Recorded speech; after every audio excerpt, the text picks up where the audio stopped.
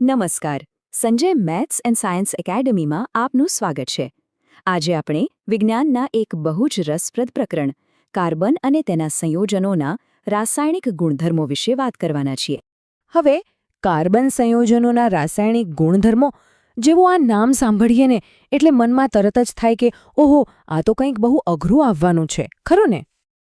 પણ જરાય ચિંતા ના કરતા આપણે આ આખા વિષયને એકદમ સરળ અને મજેદાર બનાવી દઈશું. ચાલો એવું વિચારીએ કે કાર્બન સંયોજનોની 4 અલગ અલગ પર્સનાલિટી છે, એટલે કે એ 4 રીતે પ્રતિક્રિયા કરે છે. આપણે બસ એ ચારેયને એક પછી એક ઓળખવાની છે.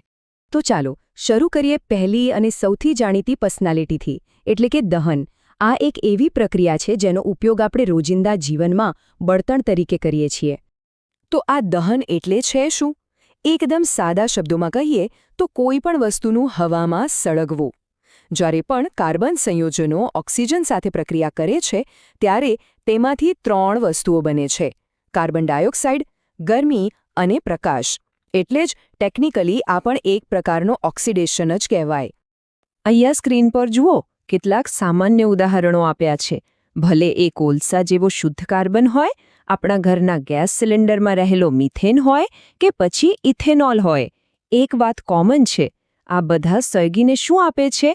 કાર્બન ડાયોક્સાઇડ, પાણી અને પુષ્કળ ગરમી અને પ્રકાશ. અચ્છા, એક મજેદાર સવાલ. આપણે બધાએ જોયું છે કે ગેસ સ્ટવની જ્યોત ભૂરા રંગની હોય છે, પણ મીણબત્તી સળગે ત્યારે એની જ્યોત પીળી હોય છે. આવું કેમ? આનો જવાબ દહનના પ્રકારમાં જ છુપાયેલો છે. જુઓ, બહુ સિમ્પલ છે. જે સંતૃપ્ત હાઇડ્રોકાર્બન છે, જેમ કે આપણા એલપીજી ગેસમાં હોય છે, એને જ્યારે પૂરતો ઓક્સિજન મળે ને ત્યારે એનું સંપૂર્ણ દહન થાય છે અને એ સ્વચ્છ ભૂરી જ્યોત આપે છે.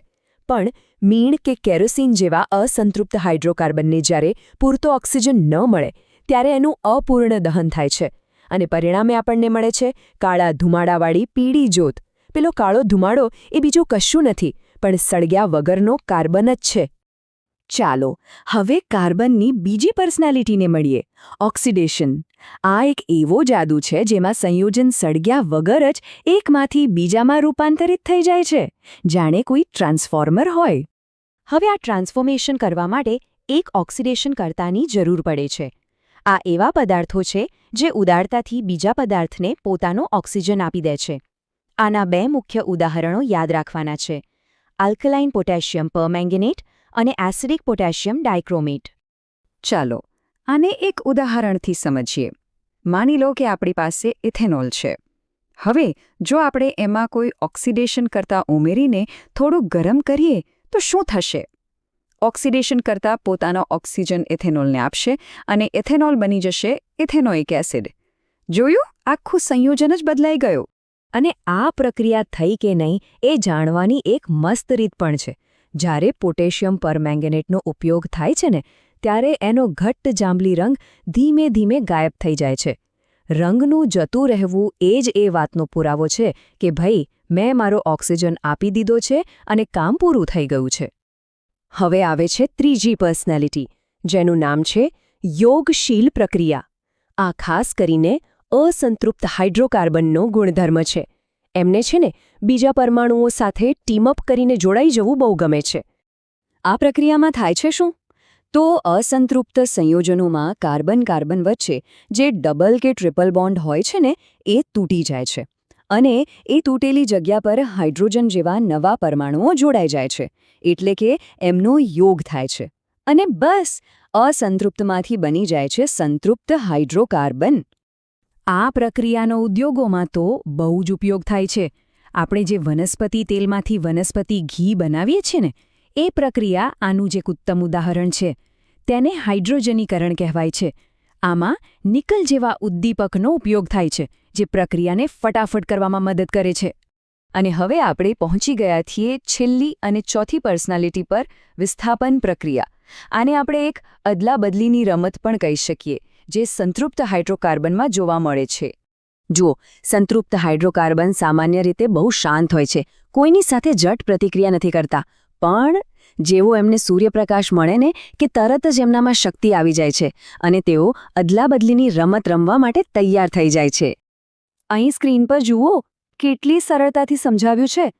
જ્યારે મિથેન અને ક્લોરીન સૂર્યપ્રકાશમાં ભેગા થાય ત્યારે મિથેનમાંથી એક હાઇડ્રોજન પરમાણુ હટી જાય છે અને એની ખાલી પડેલી જગ્યા પર ક્લોરીનનો એક પરમાણુ આવીને બેસી જાય છે.